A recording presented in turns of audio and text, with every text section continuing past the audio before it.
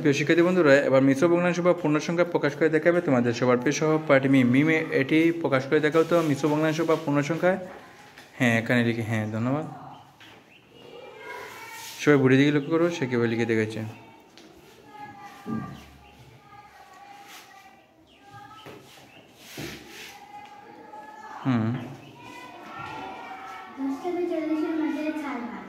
হ্যাঁ, শূন্য, হ্যাঁ ধন্যবাদ।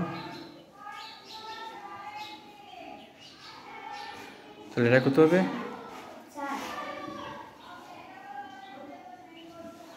হ্যাঁ ধন্যবাদ।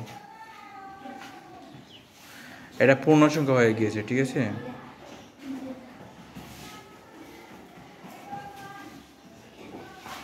এটা 10/4, এটা লিখে শুধু 4 লিখে নাও, এটা মুছে নাও, ঠিক আছে। 4 লিখো, আচ্ছা ঠিক আছে, ওইটা শুধুমাত্র 4 লিখে, উত্তরটা 4, কারণ 4টা পূর্ণ সংখ্যা, ঠিক আছে, সেই জন্য 4। হ্যাঁ ধন্যবাদ। ওকে, ওর জন্য সবাই জোরে করে হাততালি দাও। ধন্যবাদ মিমকে, অনেক অনেক ধন্যবাদ। এবার তুমি জায়গায় চলে আসো। হ্যাঁ।